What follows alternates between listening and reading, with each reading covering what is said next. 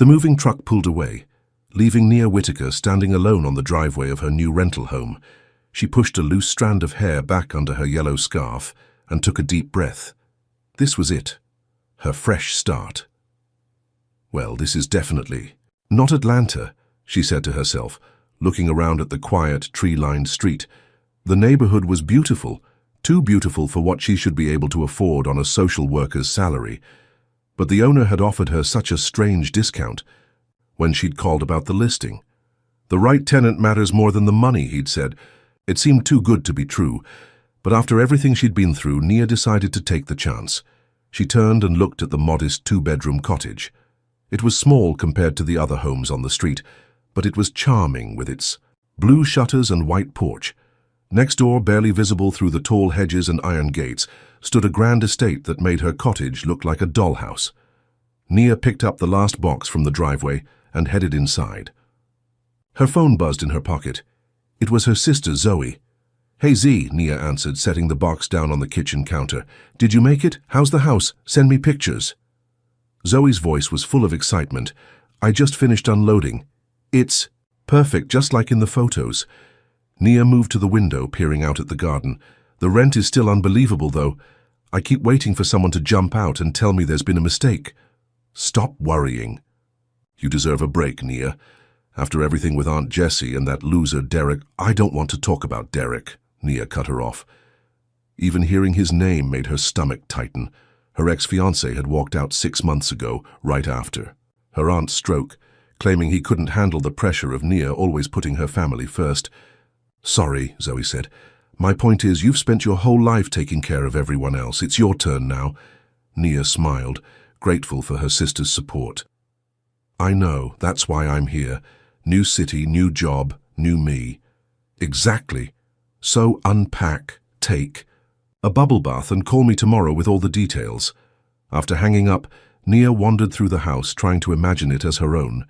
The previous tenant had left most of the furniture, which was a blessing since she'd sold almost everything before the move. She ran her hand along the back of the sofa, wondering about the person who used to live here and why they'd left so suddenly. The sound of a car engine drew her attention outside. Through the front window, she watched as a sleek black car pulled into the driveway of the mansion next door. A tall man in a dark suit stepped out, his face hidden as he quickly disappeared through the gate. "So that's the neighbor," Nia murmured to herself. The rental agent had mentioned something about a private, somewhat reclusive man who owned the property next door. "Some tech millionaire," she'd said with a shrug. "Keeps to himself. You'll probably never see him." Nia turned away from the window. Rich neighbors weren't her concern. She had unpacking to do. Micah Lennox sat in his home office pretending to review quarterly reports while actually staring out the window at the small cottage next door. He'd seen the moving truck earlier, seen her, Nia Whitaker.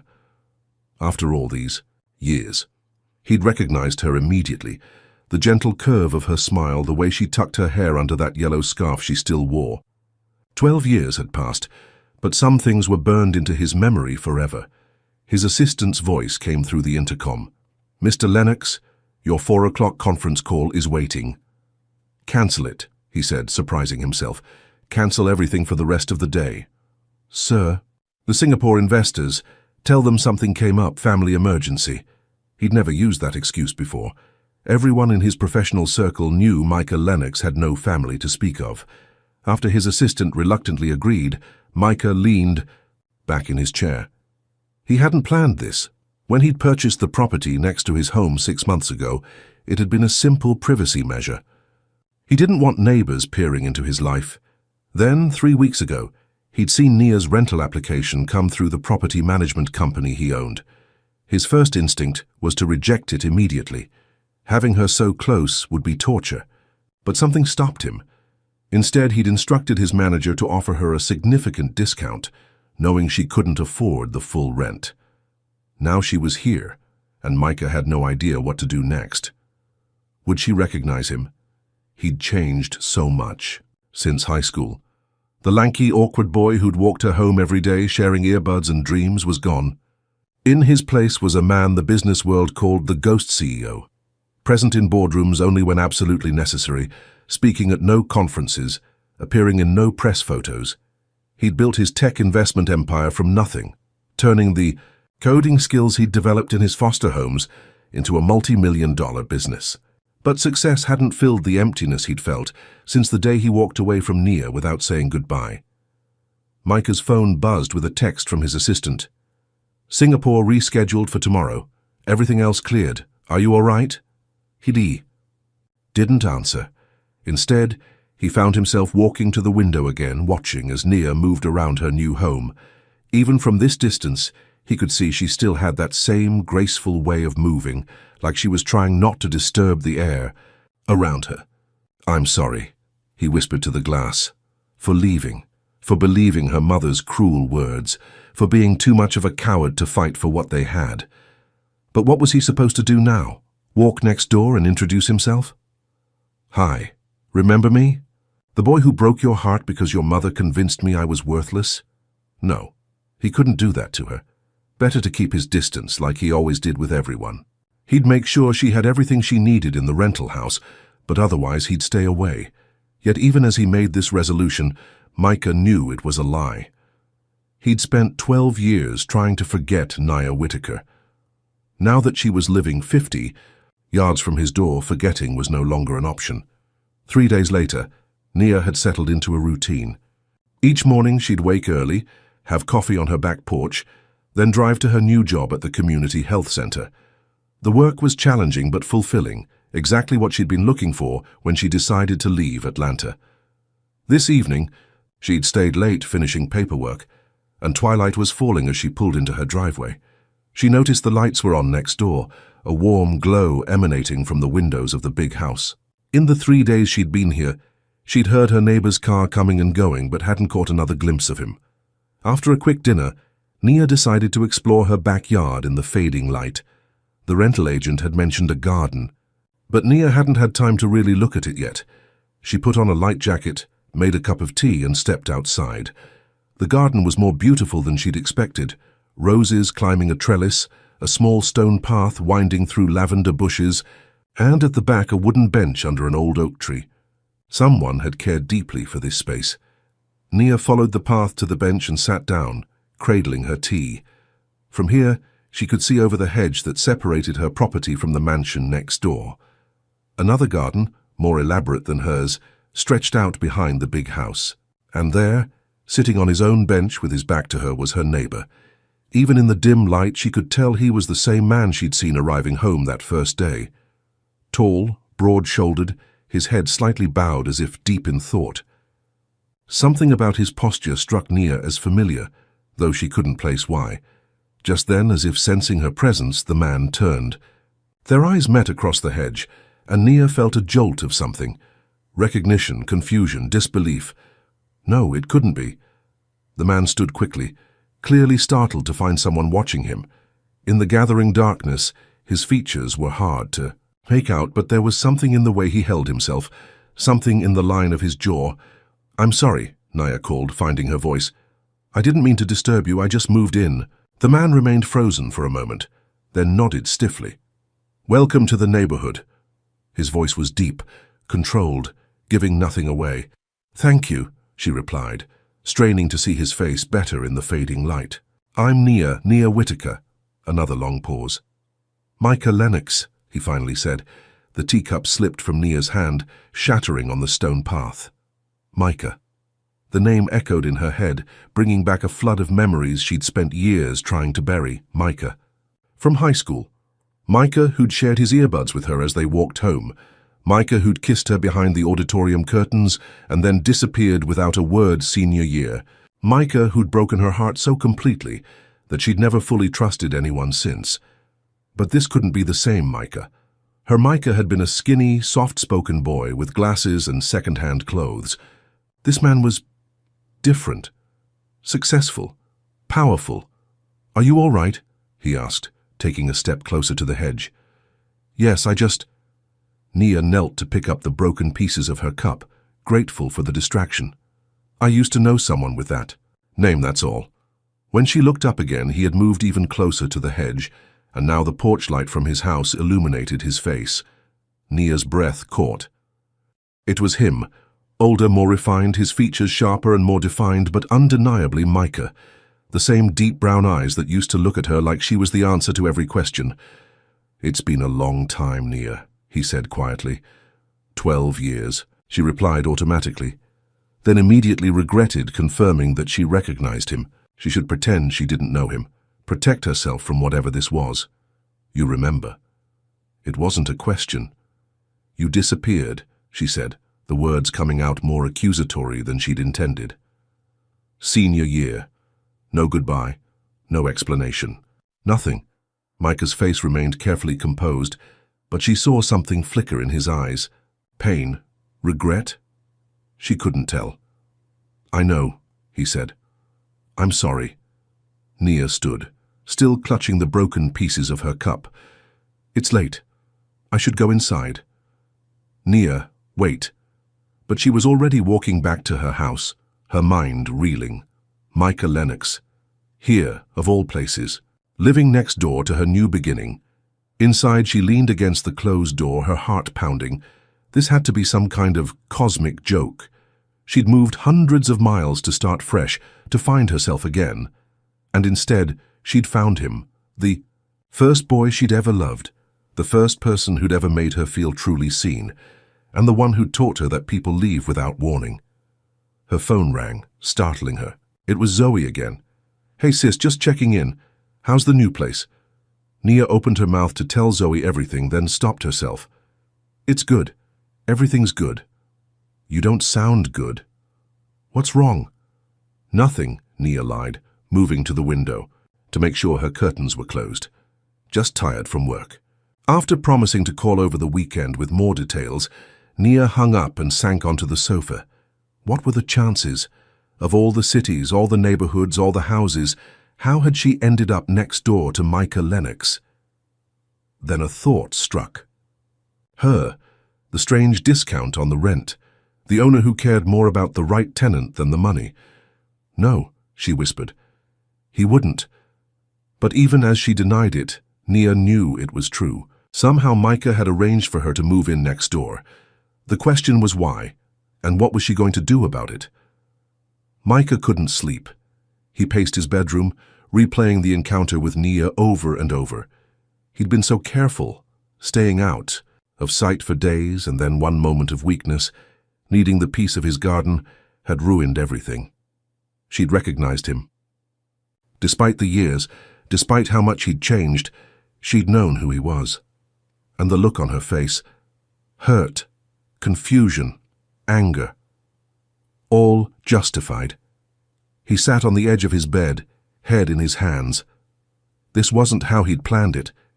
He'd thought he'd have more time, could approach her carefully, maybe even find a way to explain why he'd left. His phone lit up with an email from his property manager.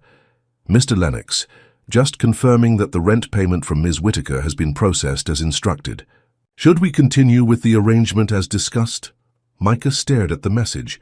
The arrangement was that Nia would pay only a third of the actual rent, with his company covering the rest. It had seemed like the right thing to do, a small way to make her life easier without her knowing it came from him. Now it felt manipulative. "Everything did," he typed back, "continue as planned, and send someone to fix anything she needs immediately, no questions asked." After sending the email, Micah walked to the window that overlooked Nia's cottage. Her single light was still on. Was she thinking about him too? Remembering how they used to be, they'd met in sophomore year English class. Micah, the scholarship kid from the wrong side of town, always hiding in the back row. Nia, smart and kind, with a quiet confidence that drew him to her like gravity. One day she'd forgotten her book. Without a word, he'd moved his desk next to hers, sharing his copy. After class, she'd walked with him to his locker, talking about the assignment. And somehow that simple interaction had turned into walking home together every day, sharing. His earbuds, one for her and one for him. For 2 years they'd been inseparable. Friends, then more than friends. Micah had never felt so understood, so accepted. When they kissed for the first time behind the auditorium curtains, after she'd helped him rehearse for the school play, he'd thought his heart might burst from happiness. Then came that day in senior year.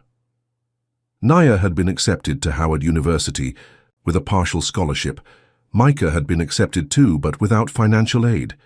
He'd been at her house celebrating her news when her mother asked to speak with him privately. "You need to let her go," Mrs. Whitaker had said, her voice kind, but firm. "Nia has a bright future ahead of her. You'll only hold her back." "I love her," he'd argued, though his voice had trembled. "Love isn't enough, Micah. You have nothing to offer her. No money, no family connections, nothing.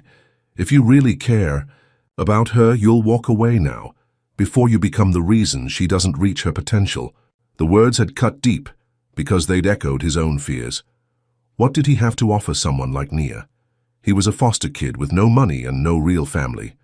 Mrs. Whitaker was right. Nia deserved better, so he'd left. Transferred to a different school for the last 2 months of senior year. Changed his phone number. Disappeared completely from her life. It had been the hardest thing he'd ever done, and now here they were, 12 years later. Nia, still beautiful, still with that same yellow scarf. And him, a different person on the outside, but still carrying the same guilt and regret. The light in Nia's cottage went out, leaving Micah staring at darkness. He should leave her alone. He should sell the cottage, make sure she found an even better place to live and stay out of her life for good. But he knew he wouldn't. Because despite everything, despite the years and the pain and the distance, seeing her again had awakened something he thought was long dead. Hope. Morning came too quickly. Nia had barely slept, her mind racing with questions about Micah and why he was here, why she was here, what it all meant. It was Saturday, and she had planned to spend the day unpacking the rest of her things. But now the thought of staying so close to Micah's house made her uncomfortable. She needed space to think. After a quick shower and breakfast, she grabbed her purse and headed to her car. As she stepped outside, she saw him, Micah, standing by his mailbox at the end of his driveway. Their eyes met, and for a moment neither moved. In the clear morning light, Nia could see all the ways he'd changed. The lanky boy was now a broad-shouldered man. His once shaggy hair was cut short and neat. The glasses were gone, probably replaced by contacts. He wore casual but expensive-looking clothes that fit him perfectly, but his eyes were the same, those deep brown eyes that had once looked at her with such tenderness. "Good morning," he called, his voice careful, neutral. Nia hesitated, then walked to the end of her own driveway. There was no point in avoiding him if they were going to be neighbors. "Did you arrange for me to rent this house?" she asked directly. Crossing her arms, Micah didn't try to deny it. "Yes." "Why?" He seemed to consider his words carefully. "When I saw your application come through my property management company, I don't know. I couldn't just ignore it." "So, you manipulated me into moving next door to you? Do you know how strange that is, Micah?" He flinched at her tone. "It wasn't like that. I just made sure you got the house if you wanted it, at a price you could afford. And you didn't think to mention that you owned it? That you lived next door? That we had a history? I was going to tell you, I just needed to find the right moment." Nia laughed without humor. "The right moment. 12 years wasn't enough time to find the right moment to explain why you disappeared from my life." Micah's composed exterior cracked slightly. "Nia, No," she cut him off. "I don't want to hear it, not now." She turned toward her car. "Where are you going?" he asked. "Out. Away. I need to think." She unlocked her car door. "Will you come back?" The question made her pause. There was vulnerability in his voice that reminded her of the boy she used to know. "It's my home now," she said finally. "Of course I'm coming back." She got in her car and drove away, watching Micah grow smaller in her rearview mirror. Part of her wanted to keep driving, to find another place to live, far away from him and the memories he brought back. But the stronger part, the part that had brought her to this city in the first place, refused to run away. Nia had spent too many years putting other people first, changing her plans to accommodate everyone else. She'd chosen this house, this job, this new beginning. She wouldn't let Micah Lennox take that away from her, no matter what secrets from their past he was hiding. Micah watched Nia's car disappear around the corner, his chest tight with regret. He'd handled everything wrong from the start. He should have contacted her directly when he saw her application, should have been honest from the beginning. But honesty had never been his strong suit, not when it came to Naya. Not since that day. With her mother. His phone rang, his assistant again. "Mr. Lennox, I have the Singapore investors on hold. They're insisting on speaking with you personally about the delay." "Tell them I'll call back in an hour," Micah said, still staring at the Tuwas empty street where Nia's car had been. "Sir, they've been very patient. 1 hour, Elise, that's all I need." He ended the call and walked back to his house, his mind churning.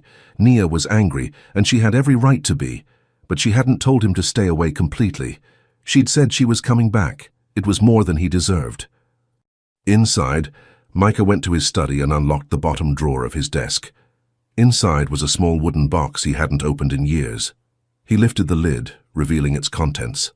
A ticket stub from the movie they'd seen on their first real date, a dried flower from the corsage he'd given her for junior prom, and a small envelope. He carefully removed the envelope and opened it, pulling out a photograph. It showed the two of them at 17, standing in front of Nia's house. His arm was around her shoulders, and they were both laughing at something out of frame. Nia wore her yellow scarf, and Micah's glasses were slightly crooked. They looked so young, so happy, so unaware of what was coming. Micah traced Nia's face in the photo with his finger.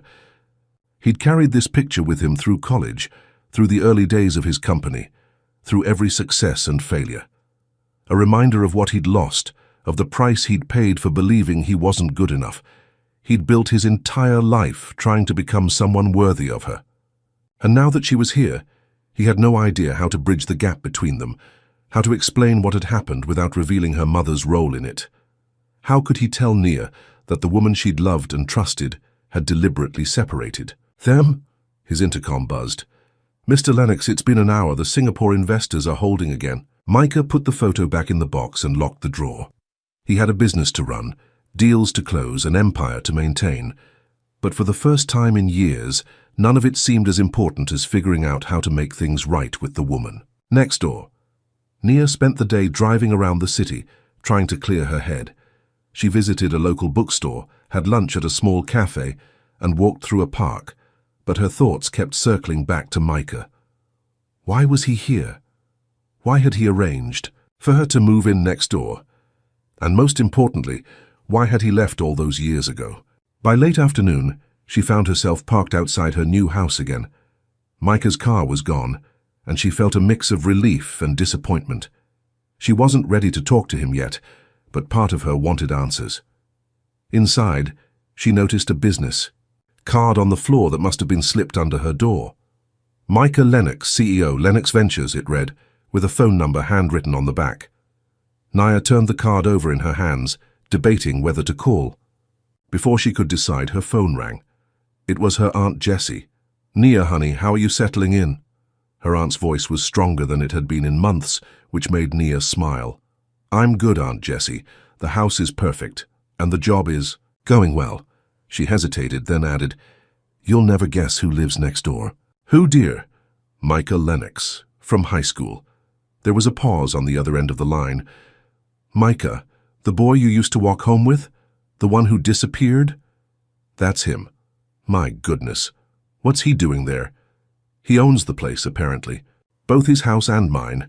He's some kind of tech millionaire now." Another pause. "And how do you feel about seeing him again?" Nia sank onto the sofa, suddenly tired. "I don't know, confused, angry, curious, all of it. Did he tell you why he left?" "No, we barely talked. I kind of ran away this morning when I saw him." Her aunt chuckled softly. "That doesn't sound like you, Nia. You're usually the one who faces problems head-on." "This is different. Micah were important to me." It was an understatement, and they both knew it. Nia had been devastated when Micah disappeared. It had taken her months to stop looking for him in hallways, at the library, in all their usual places. "Maybe it's time you found out what happened," Aunt Jessie suggested gently. 12 years is a long time to wonder. After talking with her aunt for a few more minutes, Nia hung up and looked at Micah's card again. Maybe Aunt Jessie was right. Maybe it was time to get answers. She picked up her phone and dialed the number on the card. "Nia," Micah answered immediately, as if he'd been waiting for her call. "How did you know it was me?" "I gave you my private." Number, no one else has it. The thought that she was the only person with direct access to him made Nia feel strangely special, but she pushed the feeling aside. We need to talk, she said firmly. Really talk. I agree. He paused. I'm still at the office, but I can be home in an hour. Would you like to come over? Or I can come to you, whatever makes you more comfortable. Nia considered her options. Going to his house felt too intimate, but having him in her space seemed equally unsettling. Neither, she decided. Let's meet in the garden, by the hedge. Neutral territory, he repeated, and she could hear a hint of a smile in his voice. I'll be there. After hanging up, Nia went to her bedroom and opened the closet. At the back, in a box she hadn't unpacked yet, was a small photo album from high school. She flipped through it until she found what she was looking for, a picture of her and Micah at the junior prom. They looked so happy, so young. Micah in his rented tux that was slightly too big, his glasses reflecting the camera flash. Nia in a simple blue dress, her yellow scarf draped around her shoulders because she'd been cold. It was hard to reconcile that boy with the confident, wealthy man who lived next door now, but the eyes were the same. And when he'd said her name that morning, something in his voice had reminded her of the way he used to read poetry to her, soft and reverent. Nia closed the album and put it away. In an hour, she'd face Micah Lennox and finally get the answers she'd been waiting 12 years to hear. She only hoped she was ready for whatever those answers might be. The sun was setting as Nia made her way to the back garden. She'd changed into jeans and a simple blouse, her hair loose around her shoulders. The yellow scarf was tucked in her pocket, a habit she'd never broken, carrying it with her like a talisman. Micah was already there, standing on his side of the hedge. He'd changed too from the business clothes she'd seen him in that morning to jeans and a grey sweater. The casual outfit made him look more like the boy she remembered. "Hi," he said softly as she approached. "Hi." Nia stopped a few feet from the hedge, keeping her distance. For a moment they just looked at each other, the weight of 12 years hanging between them. "You wanted to talk," Micah finally said. "Yes." Nia took a deep breath. "Why did you leave, Micah? Senior year. No goodbye, no explanation. You just vanished." His expression tightened and he looked away. "It's complicated. Try me." Micah seemed to struggle with himself, as if deciding how much to say. "I thought it was the right thing to do. For you." "For me." Nia's voice rose slightly. "How was breaking my heart the right thing for me? You had plans, Nia. College, a career. I didn't want to hold you back." "That wasn't your decision to make," she said, anger flaring. "We could have talked about it, found a solution together. Would you have listened? You were so excited about Howard, about getting away from this town, and I was—" He stopped. "You were what?" "Nothing, nobody, a foster kid with no money and no future." The bitterness in his voice surprised her. "That's not how I saw you," Nia said quietly. "Maybe not, but it was how everyone else did." Nia stepped closer to the hedge, studying his face. "There's more to this story, isn't there? Something you're not telling me." Micah met her eyes, and for a moment she thought he might finally tell her everything, but then he looked away again. "It doesn't matter now. What matters is that I'm sorry. I've been sorry every day for 12 years. "It matters to me," Nia insisted. "I deserve the whole truth, Micah." "You do," he agreed. "But I'm not sure I'm ready to give it to you. Not yet." Nia felt her frustration building. "Then what was the point of arranging for me to move in next? What do you want from me?" "I don't know," he admitted. "When I saw your application, I just reacted. I've thought about you every day since I left, Nia. Wondered where you were, what you were doing, if you were happy. And suddenly there was your name on a rental application for a property I owned. It felt like fate."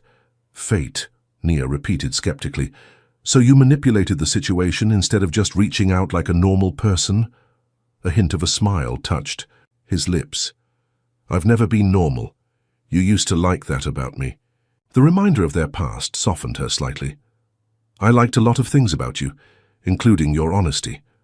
Micah's smile faded. I want to be honest with you now. I do. But some truths are harder than others. Try me, she said again, more gently this time. He looked at her for a long moment, then sighed. Not tonight, please. Can we just talk? About what you've been doing all these years. I want to know everything. Nia considered refusing, insisting on answers.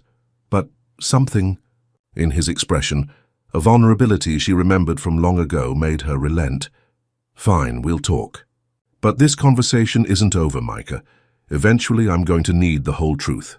I know, he said quietly, and eventually I'll tell you. I promise. As the twilight deepened around them, Nia and Micah began to talk, carefully at first, then with growing ease. She told him about college, her career as a social worker, her aunt's stroke, her broken engagement. He listened intently, asking questions, genuinely interested in the life she'd built. In turn, he shared pieces of his own journey, teaching himself to code in his foster homes, developing an app in college that caught the attention of investors, building his company from the ground up. They talked until the stars came out, standing on either side of the hedge that separated their properties, close enough to see each other clearly, but with a barrier still between them. A fitting metaphor, Nia thought, for where they stood, now connected by the past, divided by secrets still unspoken. When Nia finally said goodnight and turned to go inside, Micah called after her. "Nia?" She paused, looking back at him. "I'm glad you're here," he said simply. "Whatever happens next, I want you to know that." Nia didn't reply, but as she walked back to her house, she pulled the yellow scarf from her pocket and wound it around. Her fingers, a habit from long ago when she was thinking deeply. The truth was, despite her anger and confusion, part of her was glad to see Micah again too. The boy who had shared his earbuds with her, who had read her poetry in the library, who had looked at her like she was the most remarkable person he'd ever met. That boy was still there, somewhere inside the successful, mysterious man next door. And despite her better judgment, Nia wanted to find him again. A week passed since Nia and Micah's conversation in the garden.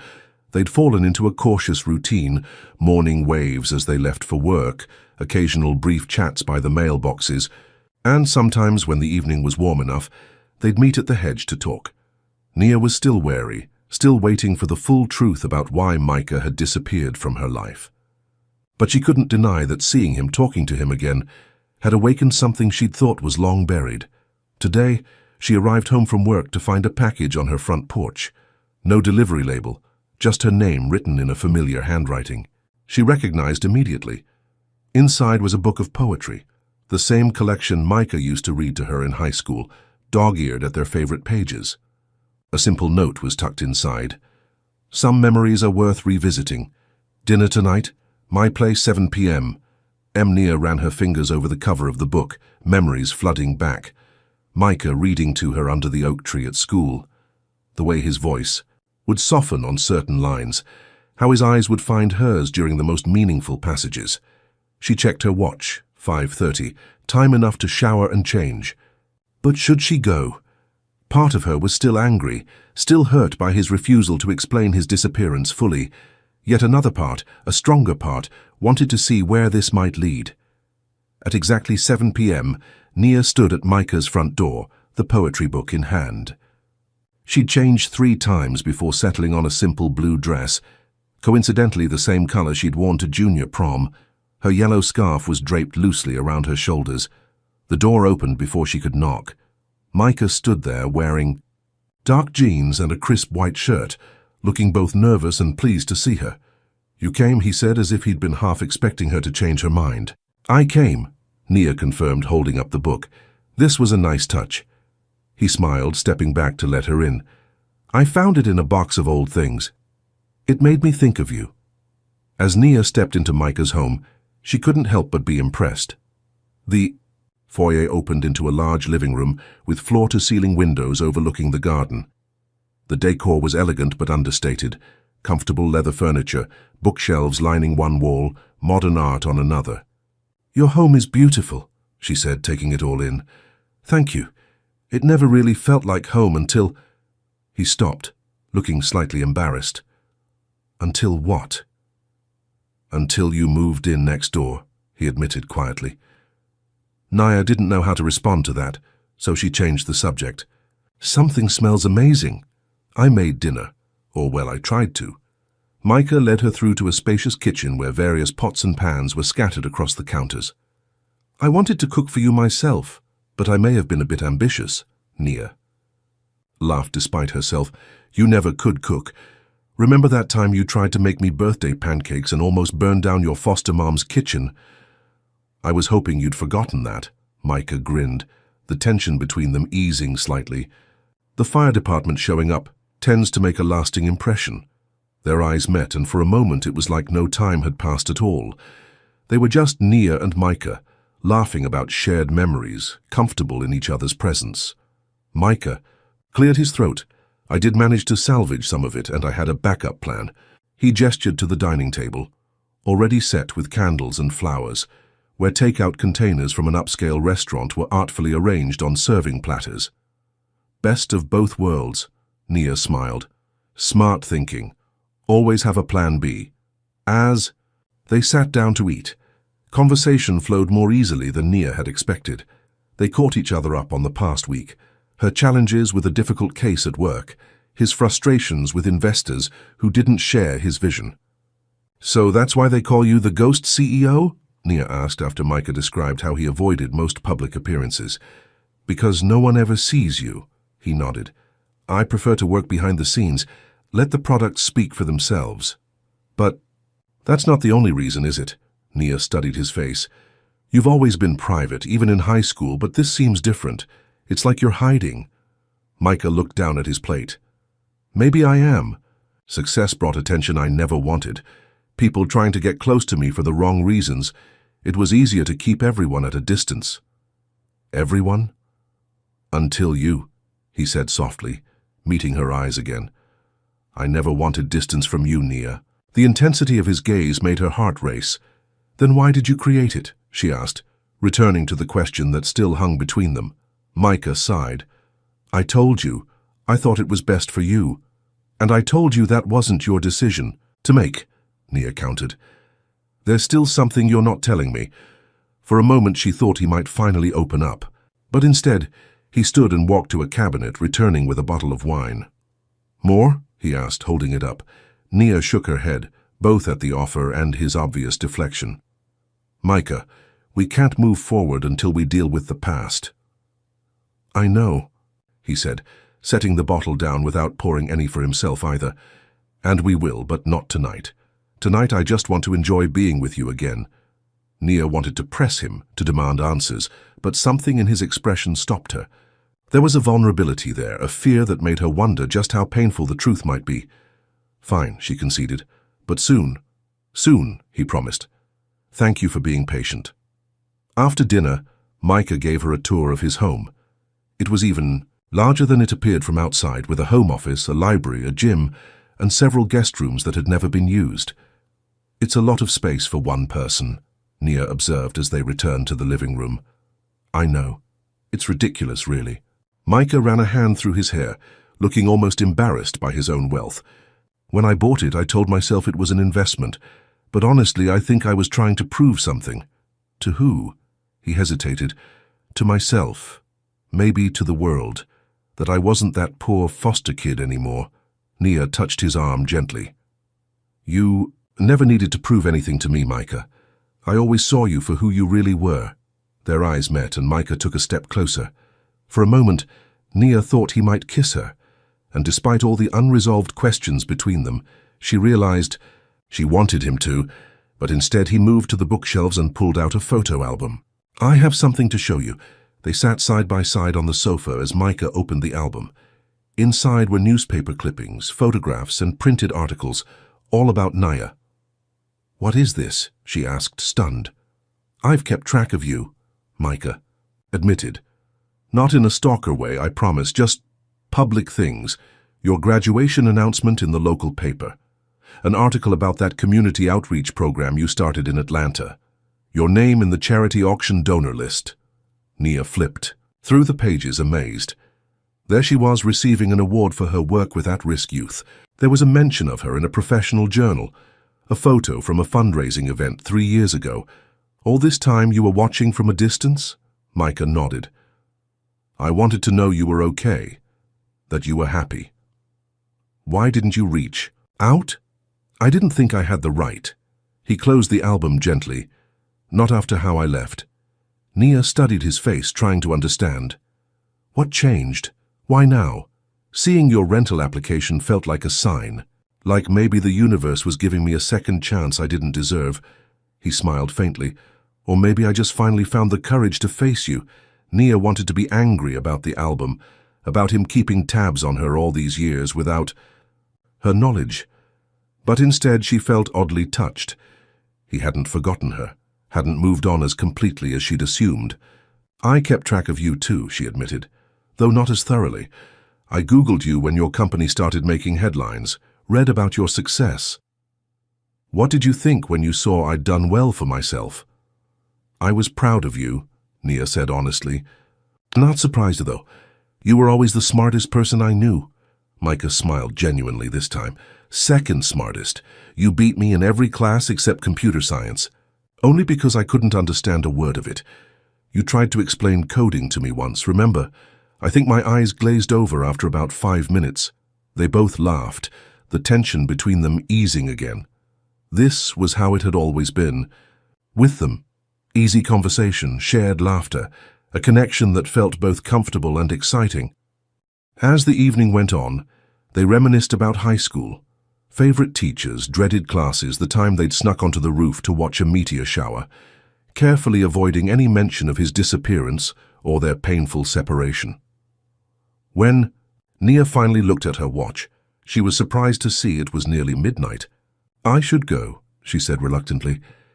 Early day tomorrow. Micah walked her to the door. Thank you for coming tonight. It meant a lot to me. I'm glad I came, Nia said, realizing it was true. Despite the unanswered questions still hanging between, them being with Micah again felt right in a way few things had in recent years. At the door he hesitated, then leaned in slowly, giving her time to pull away if she wanted to. But Nia didn't move, and his lips brushed her cheek, soft and warm. Good night, Nia, he whispered.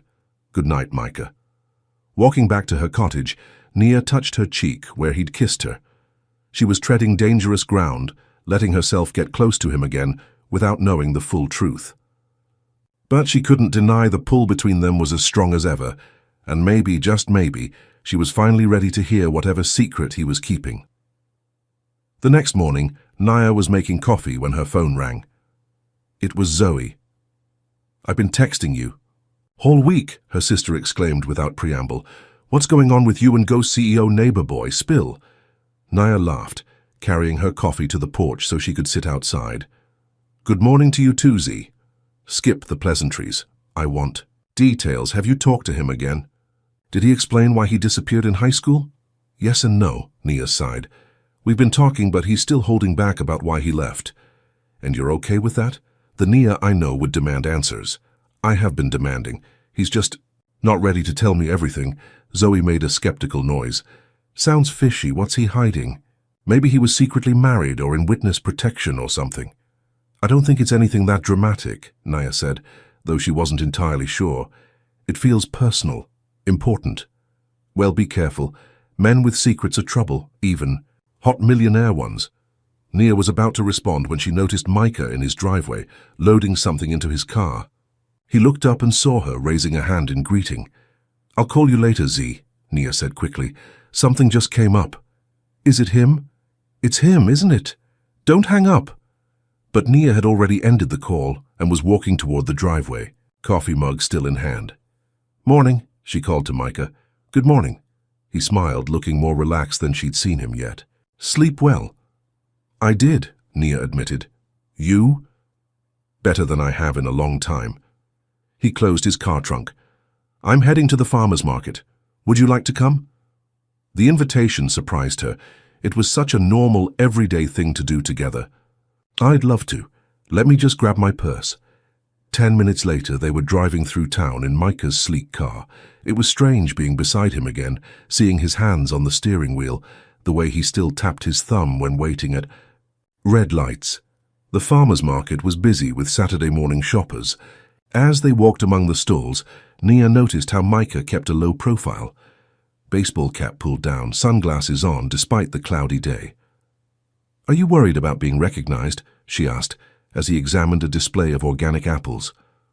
"Force of habit," he admitted. "The ghost CEO thing works because most people don't know what I look like. The few photos out there are pretty outdated. It must be exhausting, always hiding." Micah shrugged. "You get used to it." As they continued shopping, Nia watched him interact with the vendors, unfailingly polite, leaving generous tips but always guarded, never sharing more information than necessary. "You know," she said as they stopped for coffee at a small stand, "you're still the same in some ways. You always kept parts of yourself hidden, even in high school." "Not from you," Micah replied softly. "You were the only one who saw all of me." The comment hung between them as they made their way back to the car, arms full of fresh produce and flowers Micah had insisted on buying for her. Back at their homes, Micah helped carry everything to Nia's kitchen. "I was thinking," he said as he set the last bag on the counter, "maybe we could have dinner again tonight. I'll cook for real this time." "You sure that's safe?" Nia teased. "I'm not sure my smoke detectors work," Micah laughed. "I've improved since high school, slightly." "In that case, I accept. But let me help. We can cook together." His eyes lit up at the suggestion. "Like we used to at your aunt's house." "Exactly. Though hopefully with fewer disasters." As Micah left to prepare for their evening, Nia felt a warmth spreading through her that had nothing to do with the morning sun streaming through her windows. Being with him was so easy, so natural, it scared her a little. She was falling back into old patterns, old feelings, without getting the closure she needed about the past, but tonight, she promised herself, she would get answers. No more deflections or half-truths. It was time for Micah to tell her everything.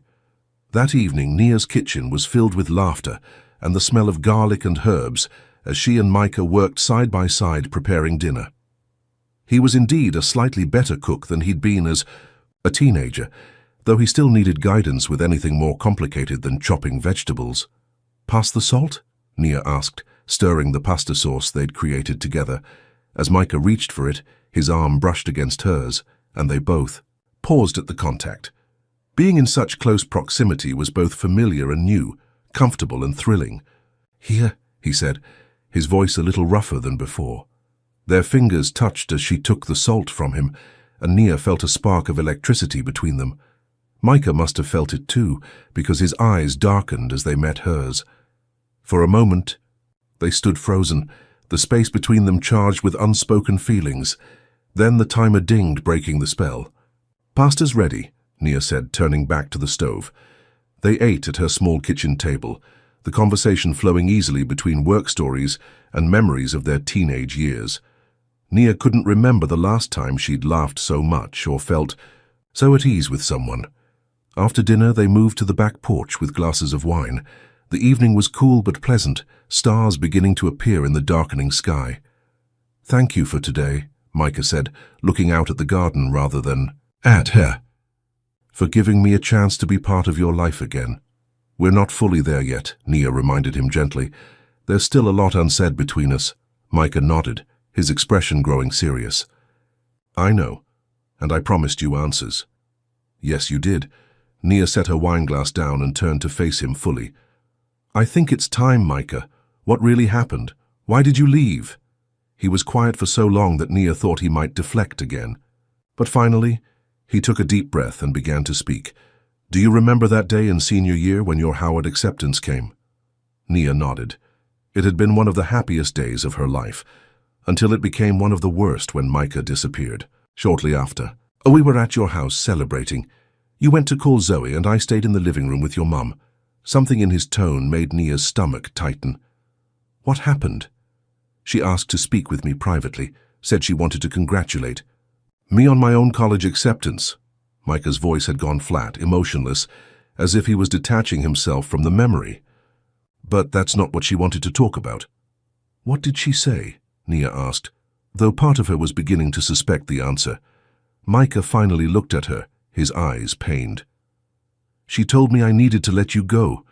that you had a bright future ahead and I would only hold you back. Nia felt like she'd been slapped.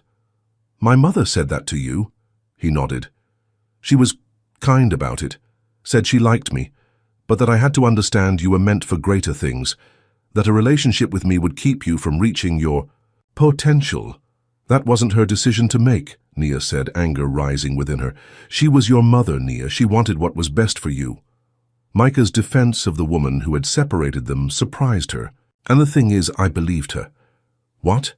I believed her, he repeated, because deep down I'd always thought the same thing. What did I have to offer you?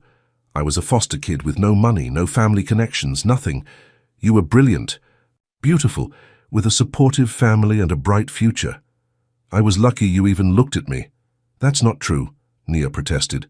That was never true. It felt true then, Micah said quietly. Your mother just confirmed what I'd always feared, that I wasn't good enough for you. Nia stood up abruptly, too agitated to remain seated. So you just left? Without talking to me, without giving me any say in the matter? I thought I was doing the right thing, Micah said, standing as well. I transferred schools, changed my phone number, cut all ties. It was the hardest thing I've ever done, Nia, but I believed it was what you needed. What I needed. Nia's voice rose with emotion. What I needed was you, Micah. Do you have any idea what it did to me when you disappeared? I thought something terrible had happened to you. I called hospitals, police stations. I waited for you, every day at our spot, hoping you'd show up with some explanation. Micah's face crumpled with guilt. I'm sorry, I didn't know. How could you know? You were gone. Tears were flowing freely down Nia's cheeks now. And all because my mother decided, and you agreed, that I couldn't make my own choices about who to love. The word love hung in the air between them.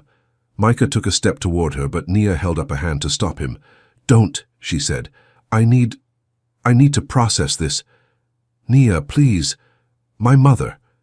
Nia shook her head, still struggling to believe. To all these years I never knew. She watched me grieve for you and she never said a word.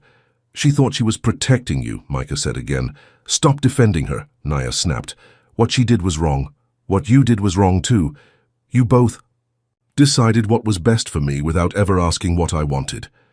Micah fell silent, unable to argue with that truth. Nia wiped her tears with the back of her hand. I think you should go. Nia. Please, Micah.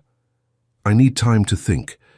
He looked like he wanted to say more, to stay and fight for her, but instead, he nodded and moved toward the door. I understand, but Nia, there's something else you should know. She looked at him, waiting. Everything I've done since that day, building my company, making money, all of it, was to become someone worthy of you. I never stopped loving you, not for a single day. With that, he left, closing the door softly behind him. Nia sank onto the sofa, her mind reeling. Her mother, the woman she'd trusted most in the world, had deliberately separated her from Micah, had watched her daughter's heart break and said nothing, all because she thought she knew what was best, and Micah had let it happen, had believed. He wasn't good enough, despite everything Nia had ever said or done to show him how much he meant to her. The betrayal cut deep from both sides, and yet, he'd never stopped loving her. Had built his entire life trying to become someone worthy of her, as if he hadn't already been worthy from the start. Nia pulled out her phone, wanting to call Zoe, to tell someone what she'd learned. But instead, she found herself opening her browser and typing Micah Lennox into the search bar. Hundreds of results appeared.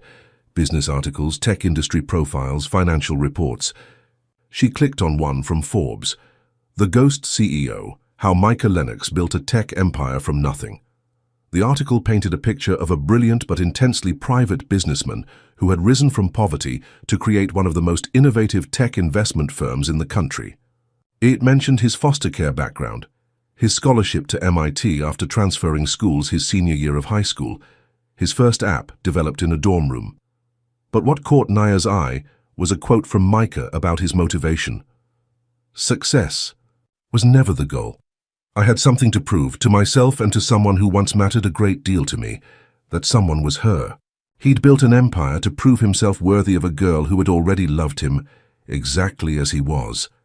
The realization made fresh tears spring to Nia's eyes. So much wasted time. So much unnecessary pain. All because of misguided protection and deep-seated insecurity. Nia put her phone down and moved to the window, looking out toward Micah's house. Lights were still on and she could see his silhouette moving behind the curtains. What now? The truth was out, at least most of it. Her mother had betrayed her. Micah had left her. Both thinking they were doing what was best for her. Neither. Giving her agency in her own life. The anger was still there, burning steady. But beneath it was something else. A profound sadness for two young people who had lost each other because of others' expectations and their own fears. And deeper still was the undeniable fact that despite everything, despite 12 years and all the pain between them, she still felt something for Micah Lennox, something that had never quite died even when she thought he had. Morning came with no answers. Nia had barely slept, her mind churning with revelations and questions. She made coffee and took it outside, needing fresh air to clear her head. From her back porch she could see into Micah's garden. It was empty, but evidence of his restlessness was visible. A chair moved from its usual spot, an abandoned coffee mug on the table. Her phone buzzed with a text from him. "I understand if you need space. Just know I'm here when you're ready." "To talk." Nia didn't respond. She wasn't ready yet. Instead, she called the one person who might help her make sense of it all. "Aunt Jessie, it's me. I need to ask you something important." Her aunt's warm voice came through the phone. "Of course, honey, what is it? Did you know about Mom and Micah? That she told him to stay away from me?" There was a long pause on the other end of the line. "Oh, Nia," Aunt Jessie finally sighed. "I had my suspicions, but your mother never confirmed them." "What do you mean, suspicions?" "The timing of it all. Micah disappearing right after your college acceptance. The way your mother seemed almost relieved when you couldn't find him. She'd always worried you'd choose a college close to him instead of Howard." "Why didn't you say anything?" Nia asked, trying to keep the accusation out of her voice. "I wasn't sure, honey. And your mother. She always thought she knew what was best for you girls. After your father left, she was determined you'd both have better lives than she did." Nia closed her eyes, memories of her mother flooding back. The long hours she'd worked to support them after their father abandoned the family. The emphasis on education, on independence, the fear behind her eyes whenever Nia or Zoe mentioned wanting to get married young. "She was wrong about Micah," Nia said firmly. "I know that now," Aunt Jessie replied. "Seeing what he's become, how he still cares for you after all this time, your mother couldn't have predicted that." "It wouldn't have mattered if he'd never become successful," Nia insisted. "I loved him for who he was then. I believe you, honey, but your mother was trying to protect you from what she saw as a mistake. The same mistake she made, falling for a man with nothing to offer but promises. The comparison between Micah and Nia's father stung. They couldn't have been more different. Her father had been charming but unreliable, always looking for the easy way out. Micah had been steadfast, hard-working, devoted. What should I do, Aunt Jessie? I'm so angry at both of them." "You have every right to be angry," her aunt said gently. "What they did was wrong, even if the intentions were good. But ask yourself, is holding on to that anger going to make you happy?"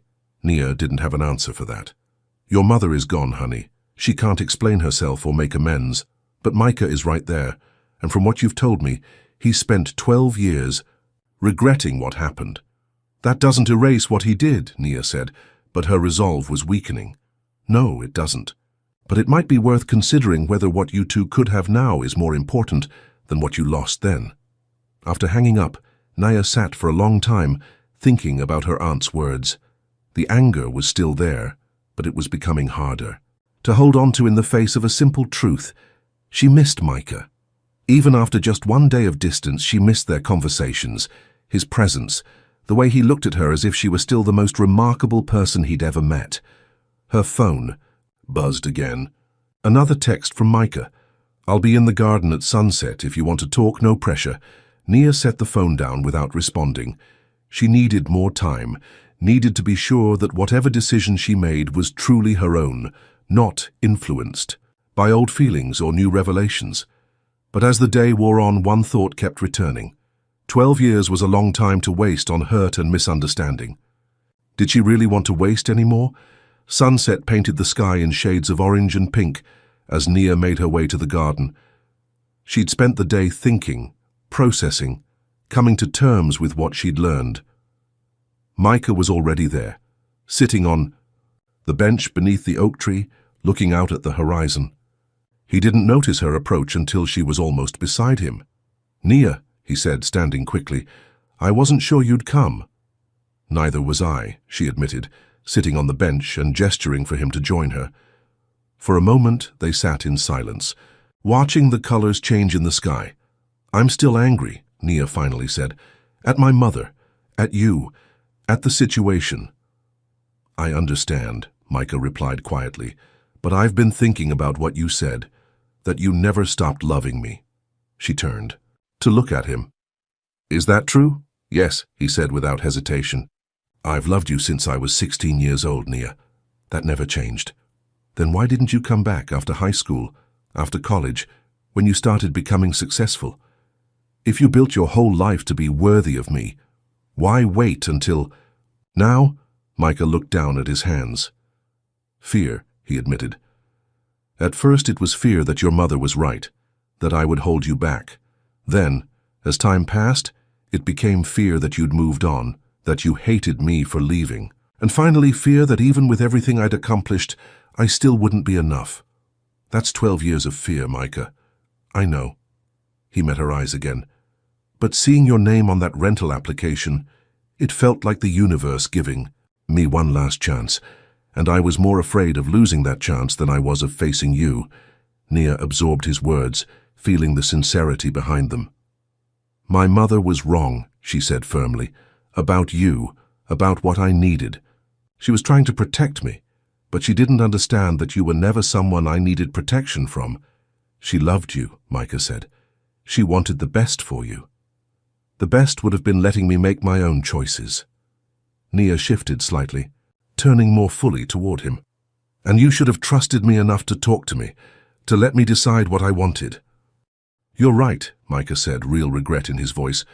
"It's my biggest regret, not fighting for us, not being honest with you.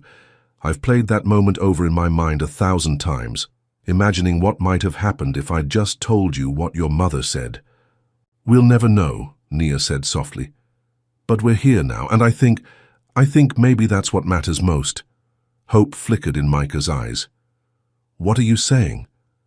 "I'm saying I'm still angry, and it's going to take time for me to fully process everything. But I don't want to lose you again, Micah. These past few days being with you, it's felt right in a way few things have in a very long time. It has for me too," he said, his voice thick with emotion. "So maybe we start over," Nia suggested, "not ignoring the past, but not letting it dictate our future either, taking things slowly, getting to know who we are now." Micah nodded, hope growing stronger in his expression. "I'd like that very much." "Me too." Nia reached out tentatively and took his hand.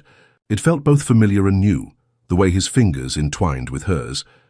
As the last rays of sunlight faded from the sky, they sat together on the bench, hands joined, looking out at the darkening garden. There was still much to work through. Trust, to rebuild, wounds to heal. But for the first time in 12 years, the future held a promise that had once seemed lost forever. And in that moment, it was enough. The next few weeks passed in a careful dance of reconnection.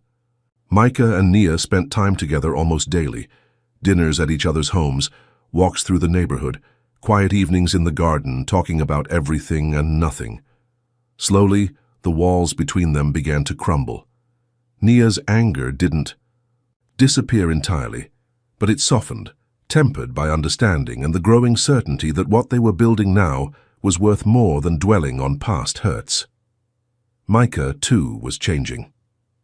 The guarded private man began to open up, not just to Nia but to the world around him.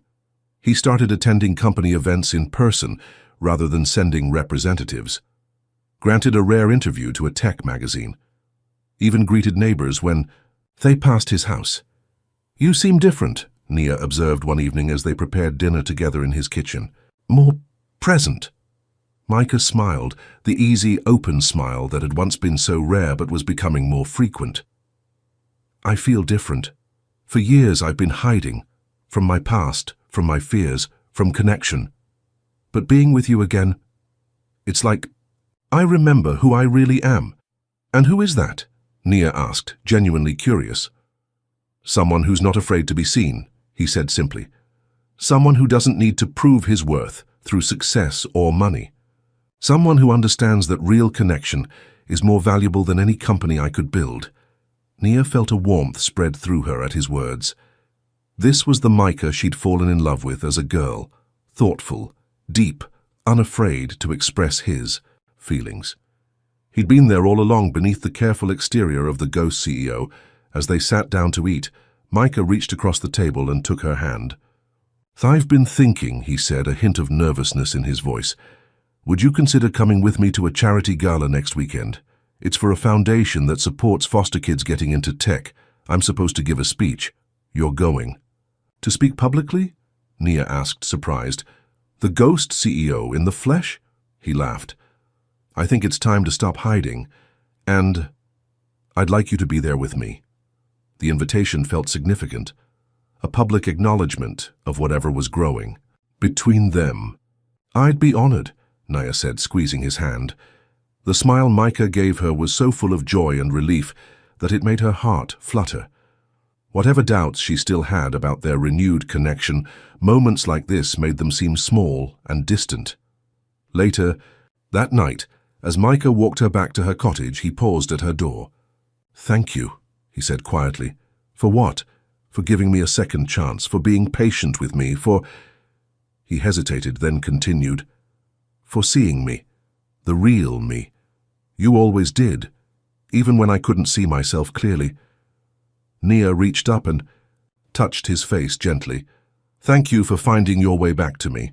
Micah leaned in slowly, giving her time to pull away if she wanted, but Nia moved closer instead, and their lips met in a soft, tender kiss that felt like coming home after a very long journey. When they parted, both were smiling, a little breathless, a little amazed at the path that had led them back to each other. "Good night, Nia," Micah whispered. "Good night, Micah." As she watched him walk back to his house, Nia touched her lips, still feeling the warmth of his kiss. The boy who had shared his earbuds with her, who had read her poetry in secret, who had looked at her like she was his whole world, he was still there in the man Micah had become, and despite everything that had happened, despite the years and pain between them, Nia knew with growing certainty that she was falling in love with him all over again. This time, she promised herself, they would write their own story. No one else would decide their path or their worth. This time they would choose each other, eyes wide open, hearts fully engaged, and maybe, just maybe, that would make all the difference. The charity gala was being held at the Grand Hamilton Hotel, the most elegant venue in the city. As Micah's car pulled up to the entrance, Nia felt a flutter of nerves in her stomach. "Ready?" Micah asked, sensing her hesitation. Nia smoothed the front of her deep burgundy gown, a last-minute purchase that had stretched her budget, but felt worth it for the occasion. "I think so. It's just been a while since I've attended something." "To this fancy, you look beautiful," Micah said, his eyes warm as they took in the sight of her. "And everyone there is going to wonder how the ghost CEO managed to arrive with the most stunning woman in the city. Flattery will get you everywhere."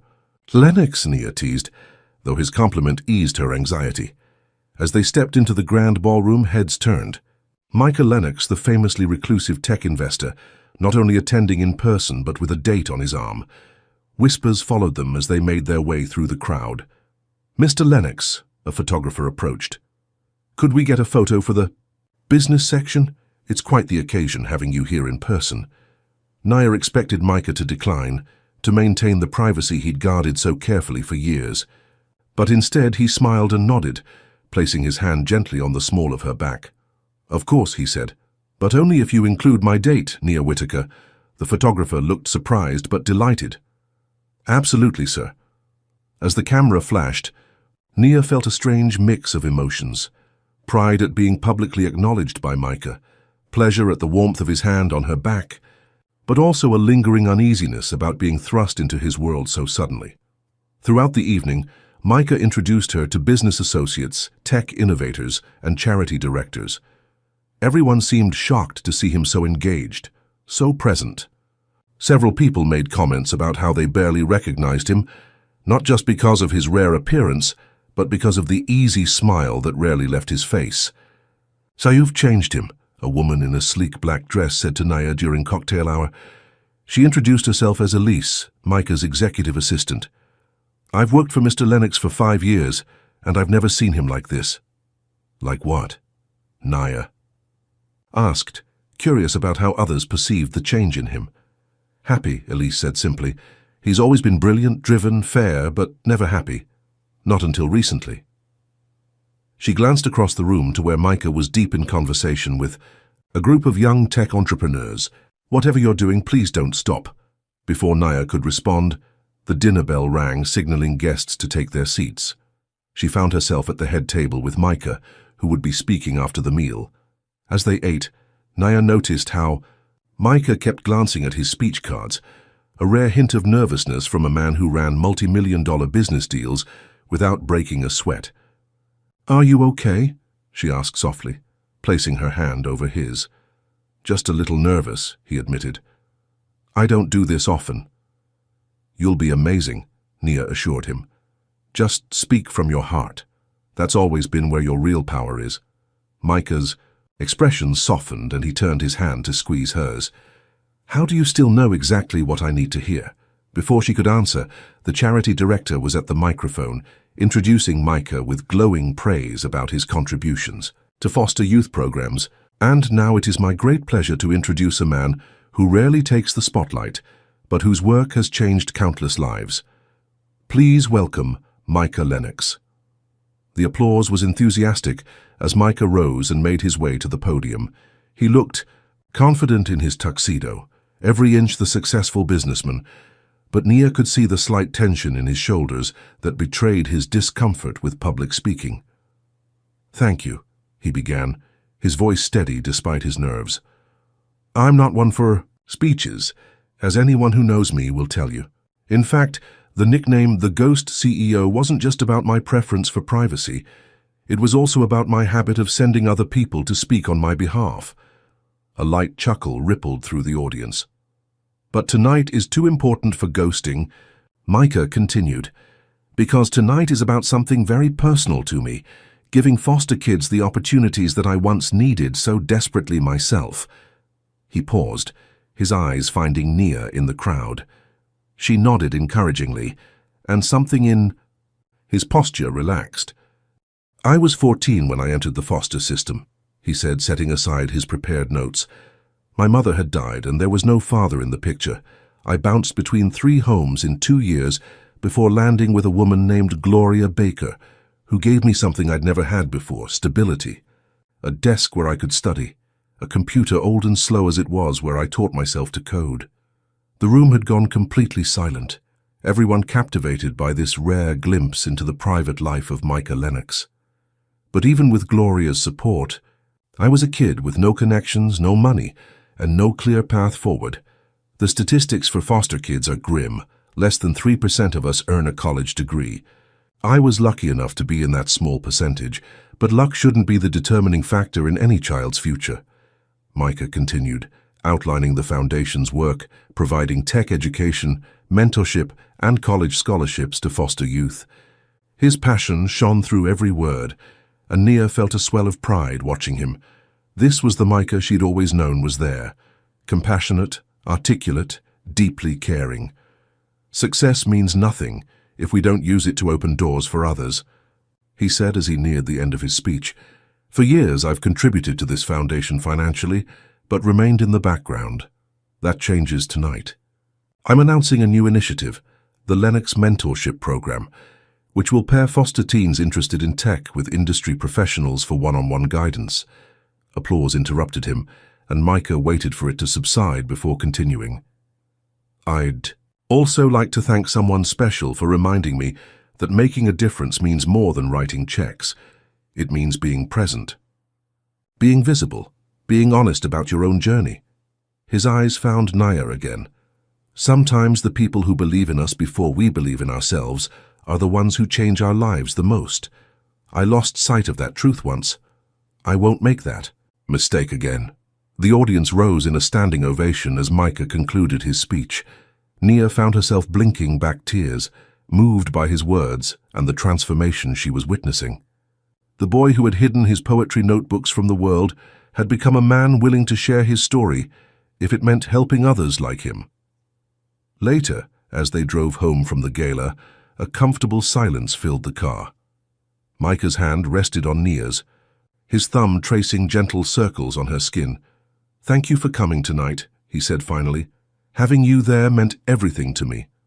"I'm proud of you," Nia replied. "What you said, what you're doing for those kids. It's incredible, Micah." He glanced at her, his expression vulnerable in a way few people ever got to see. "I meant what I said about you believing in me before I believed in myself. You were the first person who ever made me feel like I mattered, like I had something valuable to offer the world." Nia's heart swelled with emotion. "You always did. I just saw what was already there." When they reached their homes, Micah walked Nia to her door, both of them reluctant for the evening to end. "Would you like to come in for coffee?" Nia asked. Not quite ready to say goodnight, Micah smiled. "I'd like that." Inside, as Nia prepared the coffee, Micah wandered around her living room, looking at the photos she'd finally unpacked and displayed. One caught his eye, a picture of Nia with an older woman, both smiling widely at the camera. "Is this your aunt?" he asked, picking up the frame. Nia glanced over from the kitchen. "Yes, that's Aunt Jessie, taken about a year ago, before her stroke. You were always close to her," Micah remembered. "How is she doing now?" "Better," Nia said, bringing 2 mugs to the coffee table. "The rehab facility has been wonderful. She's regained most of her speech, and she's walking with a cane. She's thinking about moving here, actually, to be closer to me. I'd like to meet her again sometime," Micah said, setting the photo down carefully. "If that's not too strange. I think she'd like that. She always thought you were good for me, you know, even back then."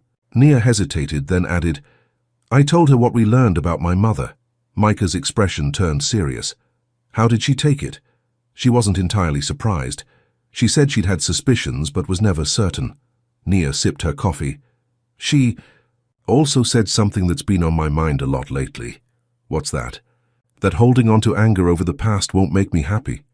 Nia met his eyes. "She's right. I'm still sad about what happened, about the years we lost, but I'm trying not to let it overshadow what we might have now."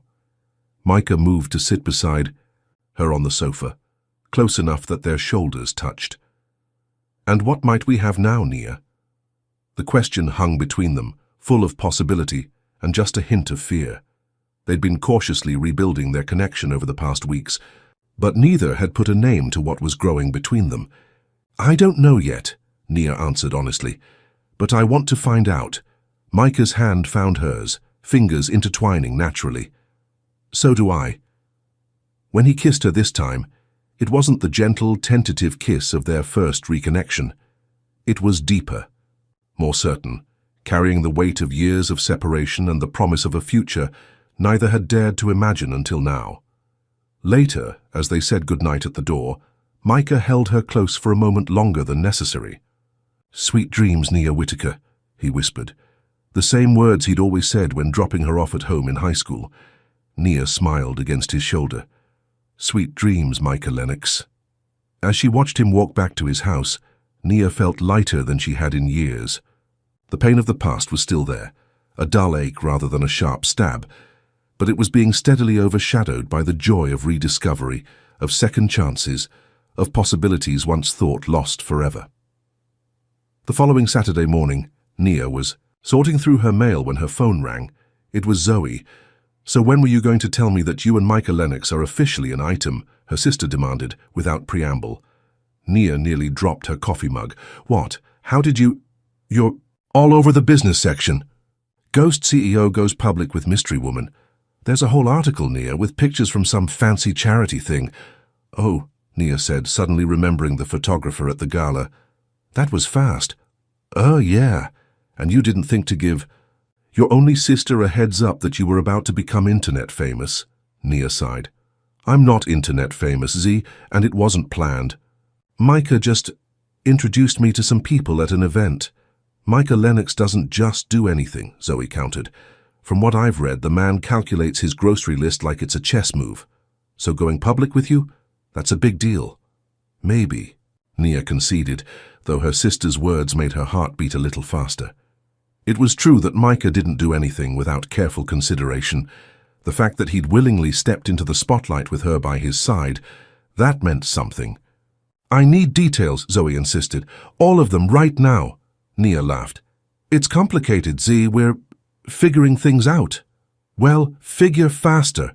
I'm coming to visit next weekend. What, Zoe? You can't just already booked the flight. I need to see this for myself. My big sister and the mysterious millionaire reunited after all these years. It's like something out of a movie.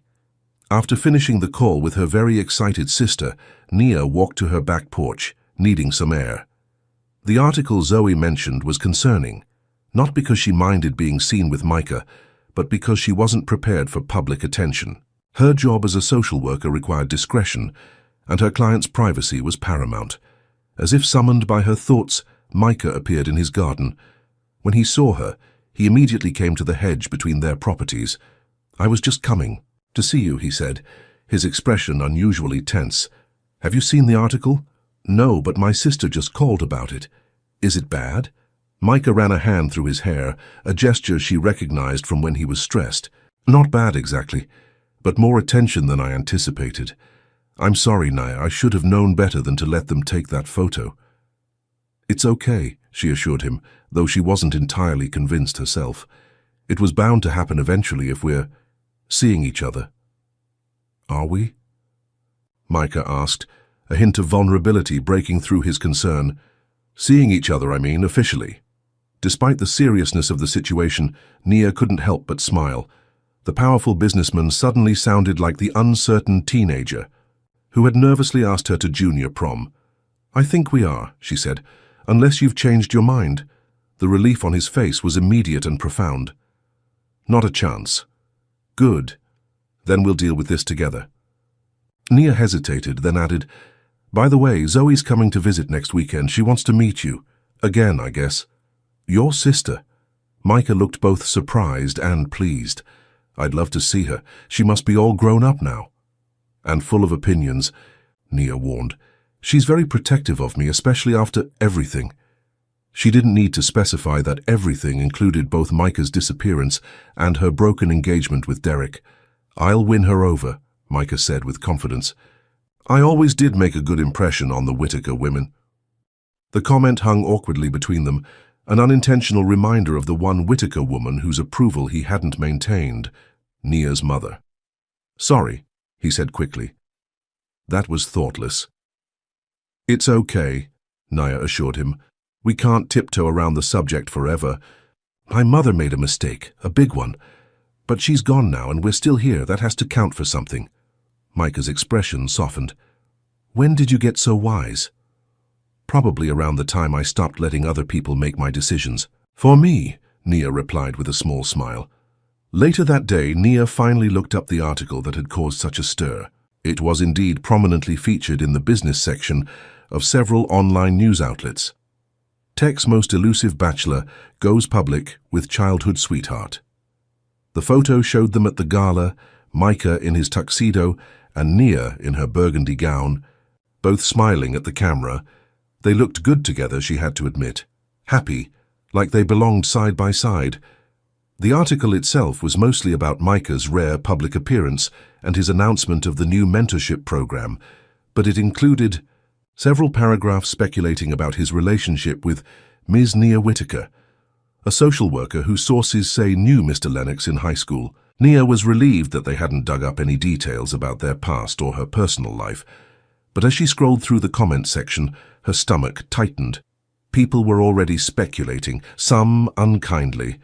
Gold digger alert, social worker, to millionaire's girlfriend. Talk about a career change. Bet she hunted him down once she found out he was loaded. Poor guy probably thinks she loved him before he was rich. Classic trap. Nia closed the browser, feeling sick. Is that what people would think? That she was with Micah for his money? The irony was almost too much. His wealth was the least interesting thing about him, as far as she was concerned. Her phone buzzed with a text from Micah. "Don't read the comments. People always assume the worst. I know the truth. That's all. That matters." Despite her unease, Nia smiled. Of course he would know exactly what she was thinking, even from a distance. That connection, that understanding, it had always been there between them. "Too late," she texted back. "But thank you." His response came immediately. "Dinner tonight, my place, no photographers allowed." "Perfect," she replied, already feeling better. Whatever the outside world thought of their relationship, they knew the reality, and that was what counted. The week passed in a blur of work for Nia and business meetings for Micah. The article had indeed brought unwanted attention. Nia received curious looks from colleagues who had recognized her photo, and a few clients made comments about her rich boyfriend. Micah, for his part, was fielding constant questions from business associates who had never seen him with a woman on his arm at a public event. He handled it with grace, neither confirming nor denying the nature of their relationship, simply saying that they were old friends reconnecting. By the time Friday arrived and Zoe's visit approached, Nia was more than ready for a break from the scrutiny. She picked her sister up from the airport that evening, bracing herself for the interrogation she knew was coming. Zoe didn't disappoint. The moment she was in Nia's car, she launched into questions. "So you and Micah Lennox, huh? The same Micah who broke your heart in high school? The one you cried over for months? That Micah?" "Yes, Zoe, that Micah," Nia said patiently as she navigated through traffic. "And it's complicated. Uncomplicated for me, because last I heard you were still recovering from Derek the disaster, and now suddenly you're dating a tech millionaire who once disappeared without a trace. Excuse me for being concerned." Nia sighed. Her sister had always been direct, but her protectiveness had increased tenfold after Derek had walked out on Nia during Aunt Jessie's health crisis. "I found out why he left back then," Nia said quietly. "Mom told him to stay away, said he would hold me back from my potential." "What?" Zoe's jaw dropped. "Mom did that, and he just listened to her." "He believed her," Nia explained, recounting the conversation she'd had with Micah about his insecurities and her mother's interference. "He thought he was doing what was best for me." Zoe was silent for a long moment, processing this information. "That's messed up," she finally said. "Both what Mom did and how he handled it. But still, so 12 years, Nia. He let you think he just abandoned you for 12 years. "I know," Nia admitted. "And I'm still working through my feelings about that. But people make mistakes, Z, even big ones. The question is whether there's enough good between us to build something new despite the past. And is there?" Zoe asked, her tone softening slightly. Nia thought about the past few weeks with Micah. The easy conversations, the way he listened to her, as if every word mattered, the feeling of rightness when they were together. "I think so," she said. "Yes." Zoe studied her sister's face, then nodded slowly. "Okay, but I'm still going to grill him tomorrow, just so you know." Nia laughed. "I would expect nothing less." The next day, Micah invited them both to his home for lunch. He'd gone all out, hiring a caterer, setting up in the garden with fresh flowers on the table, even putting together a playlist of music that Nia recognized as songs they'd shared in high school. Zoe raised an eyebrow at the elaborate setup. "Trying a little hard, isn't he?" she whispered to Nia as they approached. But her skepticism wavered when she saw Micah himself.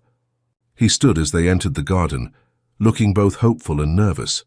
Not at all the confident businessman from the news articles, but rather a man genuinely concerned about making a good impression on his girlfriend's sister. "Zoe," he said, warmly extending his hand. "It's been a long time. You were what, 13 when I last saw you?" 14, she corrected, shaking his hand firmly. "Old enough to remember how much my sister cried when you disappeared." "Zoe," Nia exclaimed, mortified, but Micah didn't flinch at the accusation. "I deserve that," he said seriously, "and probably a lot more. I hurt Nia in a way I'll always regret. I can only hope to spend however much time she gives me trying to make up for it." His sincerity seemed to catch Zoe off guard. She'd clearly Been prepared for defensiveness or charm, not straightforward acknowledgement of his mistake. Well, she said, slightly deflated. Good. As long as we're clear on that. The tension eased somewhat as they sat down to eat. Micah asked Zoe about her life in Atlanta, her job as a graphic designer, her boyfriend of 2 years. He remembered details about her that surprised even Naya, her childhood dream of becoming an artist, her allergy to strawberries, her habit of collecting snow globes from every city she visited. You have a good memory, Zoe commented, seeming reluctantly impressed. Naya used to talk about you all the time, Micah explained. She was so proud of you, even when you were driving her crazy. The comment made both sisters smile, recognizing the truth in it. As lunch progressed, Zoe's pointed questions became less frequent, her posture more relaxed. By dessert, she was laughing at Micah's stories about tech industry disasters and sharing her own tales of difficult clients. After they'd finished eating, Micah excused himself to take a brief business call, leaving the sisters alone in the garden. Okay, I get it now, Zoe said once he was out of earshot. Get what? While you're giving him a second chance, he's still completely in love with you. Nia felt a flush rise to her cheeks. You think so? Are you kidding? It's written all over his face. Every time he looks at you. He's like a man who found water after being lost in the desert for days. Zoe paused, then added more seriously. I still think what he did was wrong, but I can see he's genuinely sorry, and he clearly wants to make things right. That means a lot coming from you, Nia said, touched by her sister's assessment. Zoe had always been an excellent judge of character. She'd warned Nia about Derek long before his true colors showed. Just be careful, okay? Zoe added. Not because I think he's going to hurt you intentionally, but because there's a lot of history there. A lot of pain. Make sure you're really healed from it before you dive all the way in. It was sound advice, and Nia appreciated her sister's concern. I will, she promised. We're taking things slow. Well, slower than when we were teenagers. At least. Micah returned then, and the conversation shifted to lighter topics. By the time Zoe had to leave for the airport on Sunday evening, she and Micah had reached a comfortable understanding. She still watched him with a protective sister's eye, but the open hostility was gone, replaced by cautious approval. He'll do, she told Nia, as they hugged goodbye at the departure gate. But if he ever hurts you again, I'm coming back with a baseball bat. Nia laughed. I'll let him know. After dropping Zoe off, Nia drove back toward home, feeling lighter than she had in weeks. Her sister's visit had gone better than expected, and having Zoe's tentative blessing for her relationship with Micah meant more than she'd anticipated. As she pulled into her driveway, she noticed a car she didn't recognize parked in front of Micah's house, a sleek, expensive-looking sports car that seemed out of place in their quiet neighborhood. Curious, she went inside and changed into more comfortable clothes before heading to the back garden, wondering if Micah had company.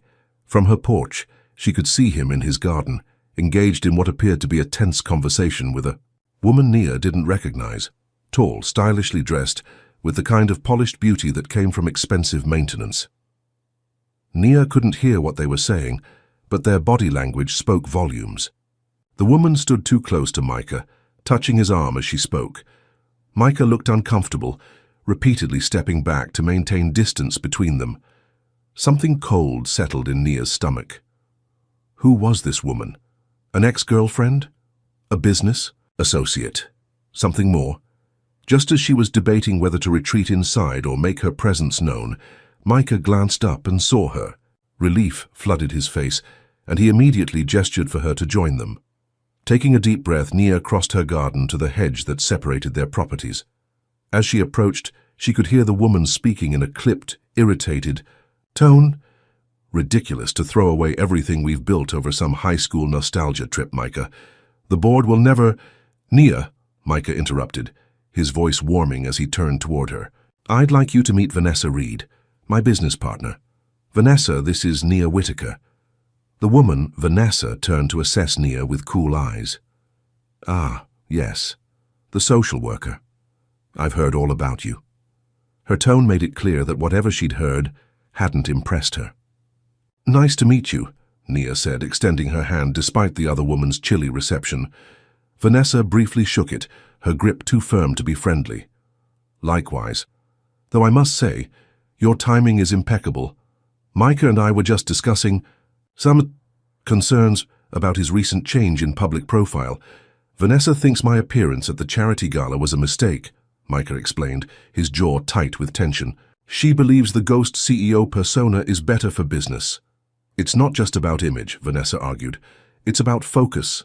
Since you met her, she glanced dismissively at Nia, you've been distracted, cancelling meetings, delegating important decisions, turning down valuable opportunities. I've been reprioritizing, Micah corrected. There's a difference.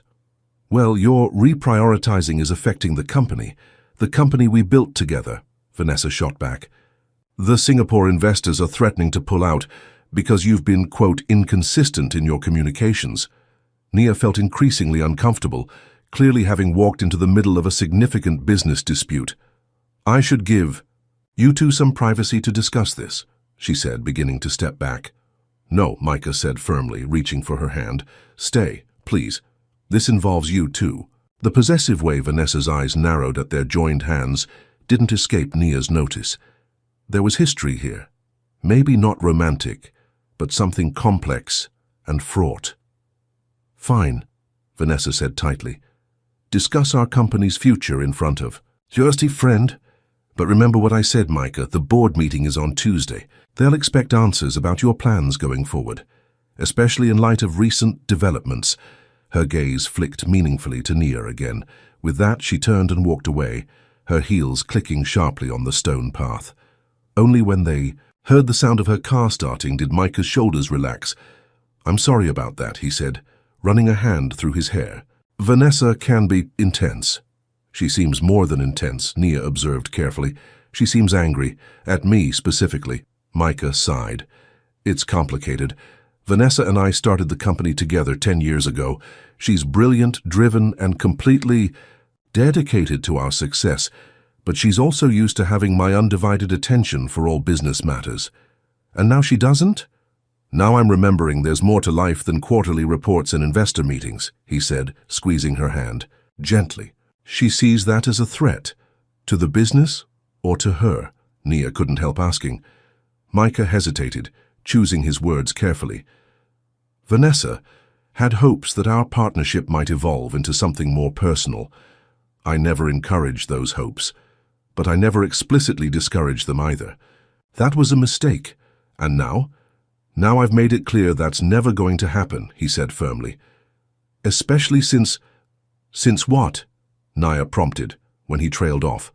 Micah turned to face her fully, his eyes serious.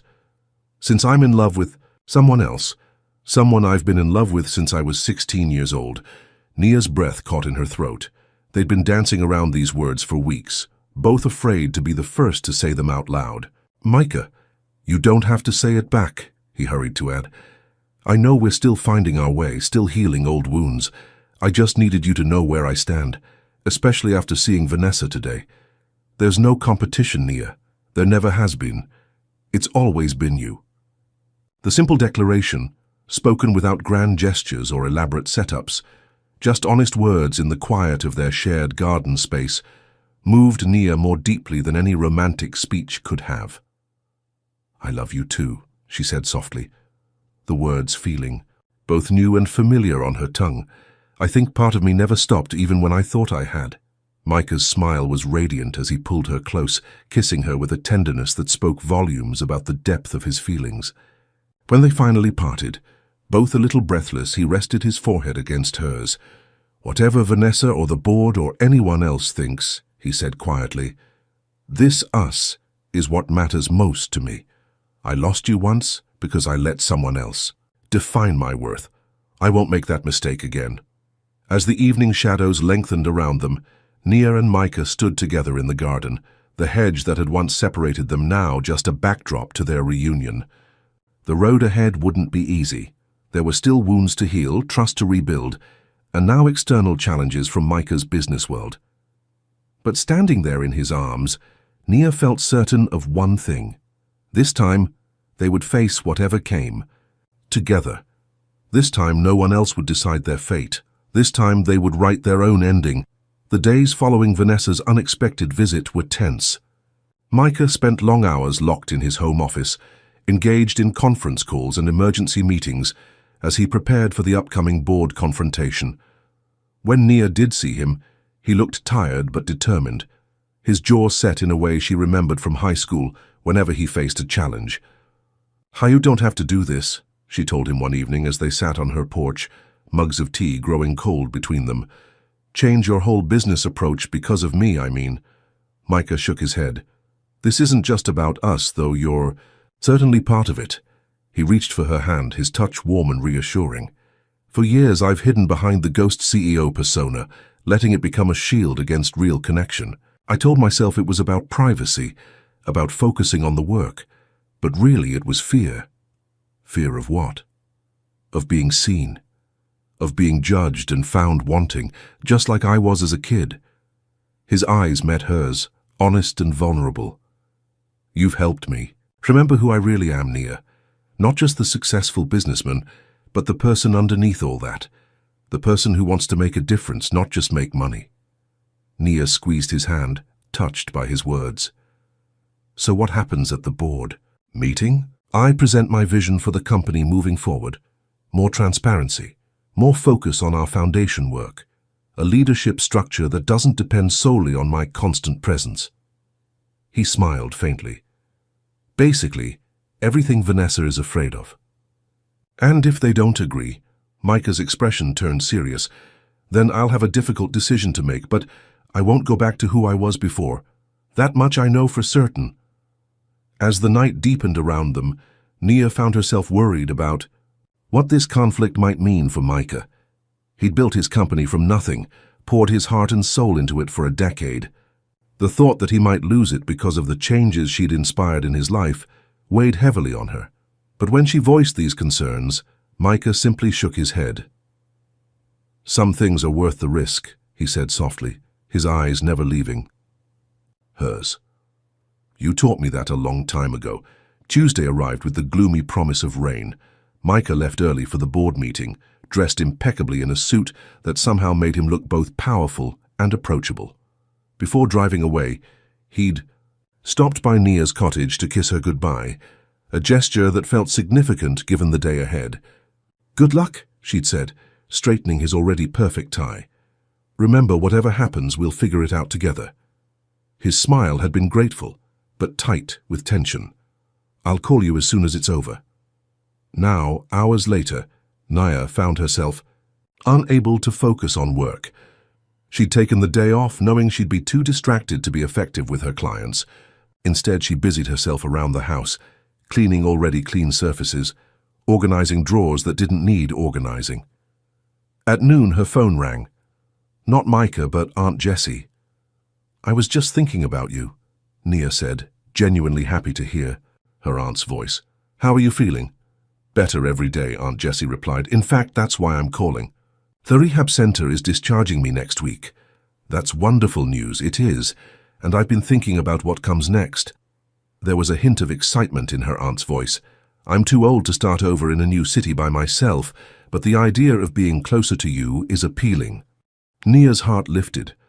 "Are you saying what I think you're saying?" "Well, that depends on whether you'd be willing to help an old lady look for a small place near you. Nothing fancy.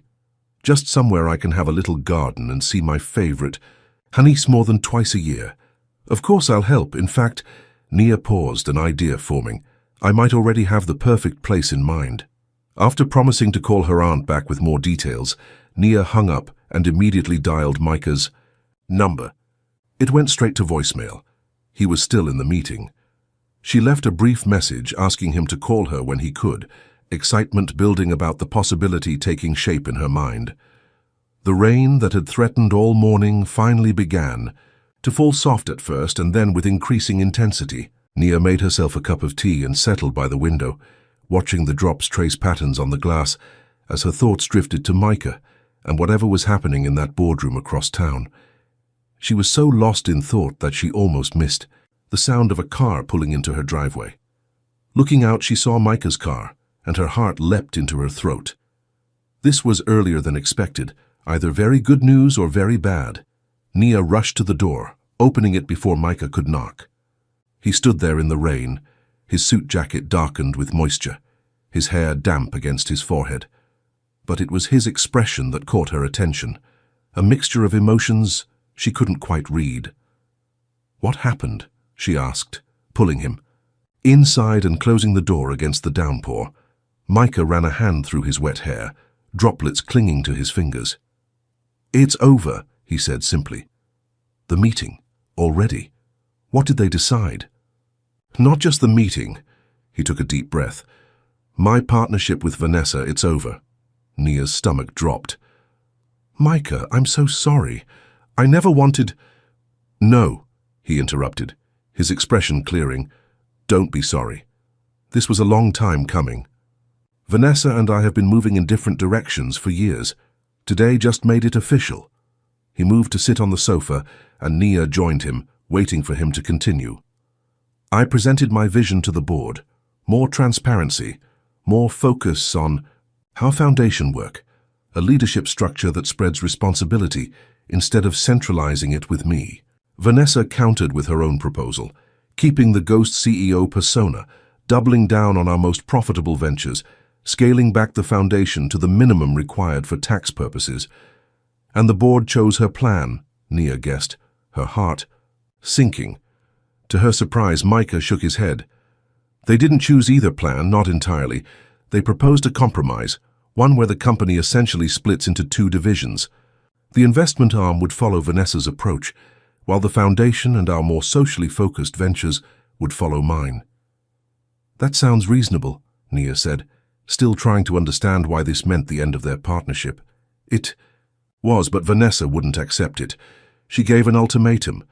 Either we continue as we have been with me as the silent partner and her as the public face, or she walks. A faint smile touched his lips. "She never expected me to let her go." "But, you did." "I did." Micah took Nia's hands in his. "I thanked her for everything we've built together, acknowledged her brilliance and contribution, and accepted her resignation. The board approved a buyout of her shares, which she's already accepted." "How do you feel about that?" Nia asked carefully, searching his face for signs of regret. "Honestly, relieved." Micah's smile grew more genuine. "Vanessa is an incredible businesswoman. She'll land on her feet, probably start a competing firm and try to poach our clients. But we were never really partners in the way that matters. We never shared the same values, the same vision for what success really means." "And what does success mean to you?" Nia asked, though she thought she already knew the answer. "Making a difference, building something meaningful, being present for the people who matter." His eyes held hers. "Being worthy of a second chance, with the woman I love." Nia felt warmth spread through her chest at his words. "You never needed to prove your worth to me, Micah, not with money or success or anything else. I know that now," he said softly. "But I needed to prove it to myself, to believe that I could be the man you deserve." "You always were that man," Nia assured him, leaning forward to kiss him gently. "Even when you didn't believe it." They sat in comfortable silence for a moment, the sound of rain against the windows creating a peaceful backdrop to their conversation. Finally, Nia remembered why she'd called him earlier. "I heard from Aunt Jessie today," she said. "She's being discharged from rehab next week, and she's thinking about moving here to be closer to me." "That's wonderful news," Micah said sincerely. "I'd love to see her again. I was thinking." Nia hesitated, then continued. "This cottage is perfect for me, but it would be too small for both of us. And I know you own other properties in the area." Micah's expression brightened with understanding. "You want to find a place for your aunt nearby?" "If that's possible," Nia said. "Something small but accessible with a garden. She loves gardening." "Actually," Micah said, looking thoughtful, "I might have the perfect solution. Do you remember Mrs. Calloway's house? The one at the end of the street with the amazing rose garden?" Nia nodded. She'd admired the charming one-story house on her walks through the neighborhood. "She's moving to Florida to be with her daughter. The house will be vacant next month. It's single-level, already has wheelchair ramps from when her husband was..." Ill, and the garden is established but not too large to maintain. Micah smiled. And I happen to know the owner would be open to a very reasonable rental arrangement for the right tenant. Let me guess, Nia said, her own smile growing. You own that house too. I bought it last year as an investment property, Micah admitted. But I think it would be perfect for Aunt Jessie, and having her close by would be wonderful for both of us. The casual way he included himself in the consideration of Aunt Jessie's presence, the natural assumption that they would be together long-term, made Nia's heart swell with happiness. This was what she'd always wanted with Micah, a shared future, built on mutual respect and love. Thank you, she said simply, knowing he'd understand all she was thanking him for. Micah pulled her close, his arms strong and secure around her. You never have to thank me for loving you, Nia. It's as natural to me as breathing. The next few weeks passed in a blur of activity. Micah restructured his company leadership, promoting trusted employees to take over day-to-day operations while he focused on the foundation and strategic planning. The business press had a field day with the changes, speculating wildly about the split with Vanessa and Micah's new, more public approach to his role. Meanwhile, Nia helped prepare Mrs. Calloway's house for Aunt Jessie, arranging for some minor modifications to make it even more accessible and comfortable. Micah insisted on handling the costs, brushing aside Nia's protests with a simple, "Please, let me do this. It matters to me." By the time Aunt Jessie arrived, the house was ready, complete with fresh flowers in every room and a fully stocked kitchen. Micah had even hired a part-time home health aide to assist with Aunt Jessie's ongoing recovery, again waving away Nia's concerns about the expense. You spent years taking care of everyone else, he told her privately. Let someone else handle the practical matters for a change. You just focus on being there for your aunt emotionally. That's what she needs most from you. Watching Micah with Aunt Jessie was a revelation. He was patient and attentive, listening to her stories about Nia's childhood with genuine interest, helping her navigate the new house with quiet support rather than hovering concern. For her part, Aunt Jessie seemed delighted by the man Micah had become. I always knew that boy had something special, she told Nia one afternoon as they sat in her new garden, watching Micah install a bird feeder near the kitchen window. Even back then he looked at you like you hung the moon and stars. He still does sometimes, Nia admitted, a blush warming her cheeks. It's a little overwhelming. That kind of love is rare, honey, Aunt Jessie said, patting Nia's hand. Your mother never understood that. She was so focused on security, on what a man could provide materially, that she missed what really matters, finding someone who sees your soul and cherishes it. The mention of her mother still brought a pang of sadness and lingering hurt, but the sharp edge of betrayal had dulled with time and understanding. Do you think she ever regretted it, separating us? Aunt Jessie considered this, her wise eyes. Watching Micah as he finished his task and turned to wave at them, I think she probably did in her quiet moments, but your mother was never one to admit a mistake, especially to herself. I wish I could talk to her about it, Nia said softly. Not to accuse, just to understand. I know, honey, but sometimes we have to find peace without all the answers. Aunt Jessie squeezed her hand. And sometimes the universe gives us second chances to make things right. Looking at Micah, now heading toward them with that smile that had always been just for her, Nia felt a deep sense of gratitude for their unexpected reunion. Whatever her mother's misguided intentions had been, whatever pain their separation had caused, they had found their way back to each other. And that was what truly mattered. Autumn arrived with a brilliant display of color. The trees lining their street turned vibrant shades of red and gold, and a crisp coolness settled into the air. It had been nearly 6 months since Nia had moved into the cottage next door to Micah. 6 months of healing, reconnecting, and building something new from the foundation of what they'd once had. Micah's company had stabilized after the initial upheaval of Vanessa's departure. As predicted, she had started her own firm and attempted to lure away some of their major clients, but most had remained loyal, impressed by the more transparent, socially conscious direction Micah was taking the business. The Lennox Mentorship program was thriving, with dozens of foster teens now paired with tech professionals who were helping guide their education and career paths. Micah spent at least 1 day a week working directly with the foundation, often coming home with stories that made Nia's heart swell with pride.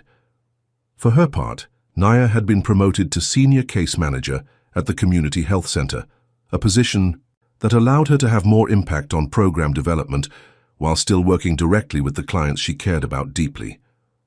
The balance felt right, challenging work that made a difference, but not at the expense of her personal life.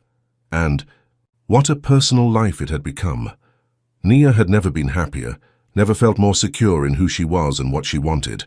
Micah supported her career ambitions without trying to solve every problem for her, respected her independence while making it clear he wanted to be by her side through everything.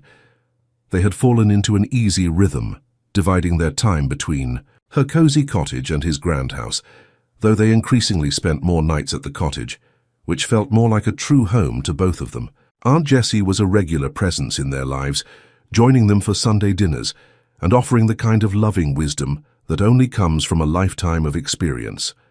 It was on one such Sunday in late October that Micah suggested an evening walk after dinner. The night was clear, the air crisp but not too cold, and a nearly full moon illuminated the quiet street.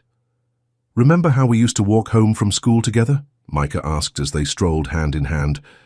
"Sharing those earbuds, one for you and one for me." Nia smiled at the memory. "You always let me choose the music, even though my taste was questionable at best." "I didn't care what we listened to," Micah admitted. "I just liked being close enough to share the earbuds with you." They walked in comfortable silence for a while, eventually finding themselves in the small park at the end of their street. The moonlight created silver patterns on the path, and the leaves rustled gently overhead. "Let's sit for a minute," Micah suggested, leading her to a bench beneath an old oak tree. As they sat down, Nia noticed he seemed slightly nervous, a tension in his shoulders that hadn't been there earlier. "Is everything okay?" she asked. "Everything is perfect," he assured her, taking both her hands in his, "which is why there's something I want to ask you." Nia's heart began to beat faster as Micah slid off the bench onto one knee before her. He reached into his pocket and pulled out a small box. "Nia Whitaker," he began, his voice steady despite the emotion shining in his eyes. 12 years ago, I made the biggest mistake of my life by walking away from you. I've spent every day since then becoming the person I thought I needed to be to deserve your love. What I didn't understand until recently is that love isn't about deserving, it's about choosing. Every day, in big ways and small." He opened the box, revealing a ring that caught the moonlight, a simple but elegant diamond set in white gold with smaller sapphires on either side. "This isn't the ring I would have chosen at 18, he continued. "Back then, I would have gone for something flashy, trying to prove my worth through what I could give you. But now I understand that what matters isn't the grand gesture or the perfect symbol,